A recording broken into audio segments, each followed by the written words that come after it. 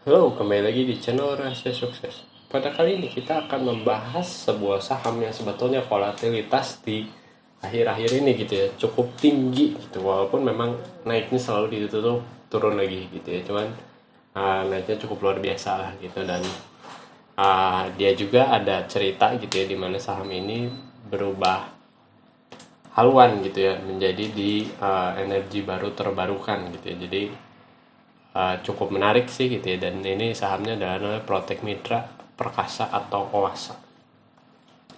Nah ini kelihatan nih ya, sebelum itu ada percobaan break, lihat, dengan volume tinggi tapi turunnya, tapi penutupannya turun lagi gitu.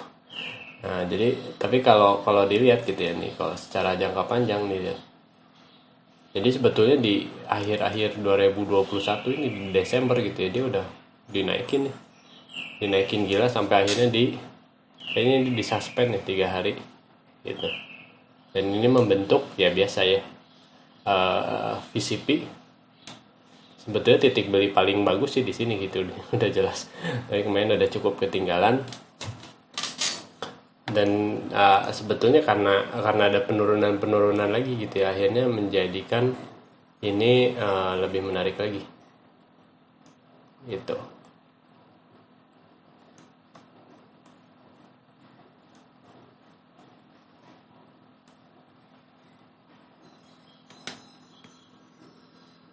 Iya. Nah, jadi sebetulnya paling paling enak sih waktu beli di sini gitu. Dan nih volume udah kecil banget. Nah, ini udah padat banget. Terus break, pas break tapi tutupnya turunnya dekat lagi.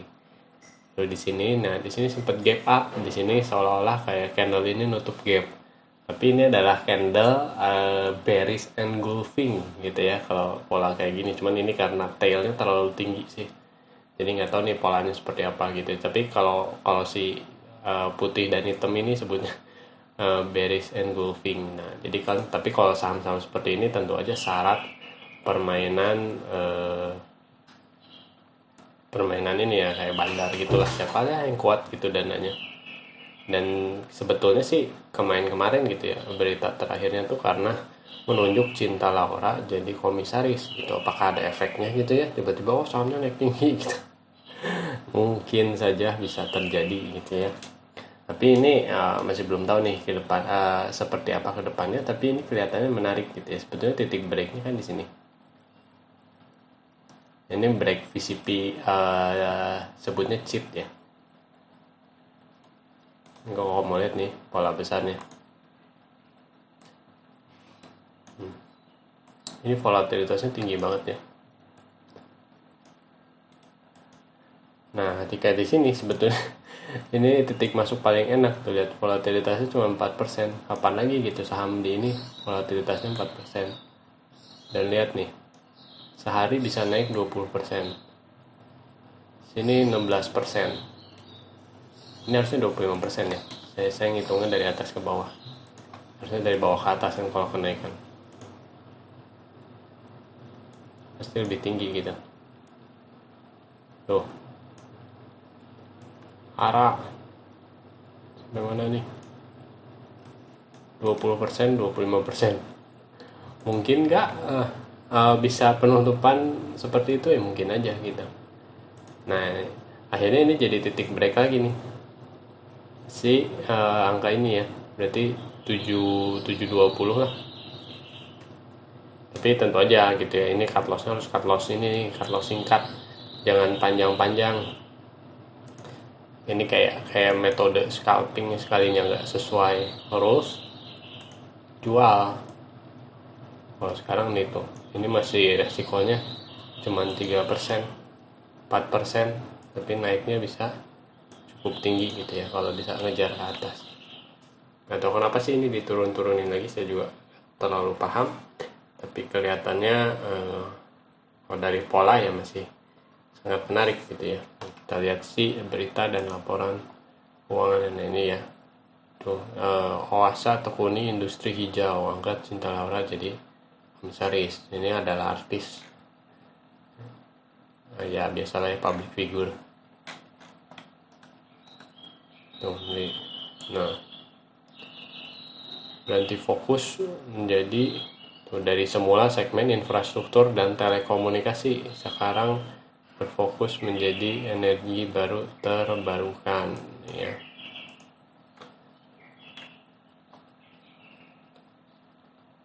Oh, bahkan si namanya pun diganti ya jadi Maharaksa Biru Energi. Oh,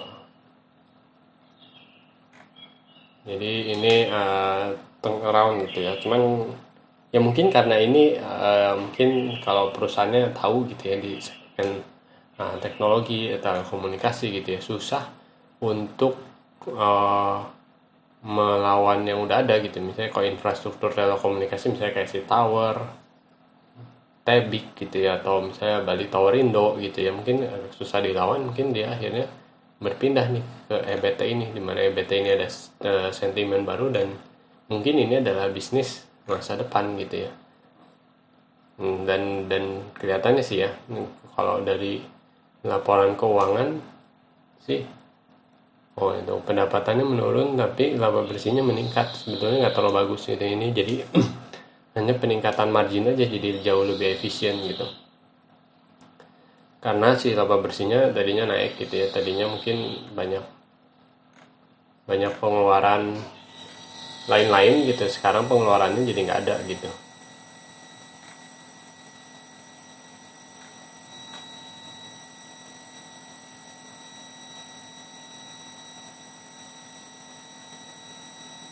Tender sebanyak-banyaknya 25%.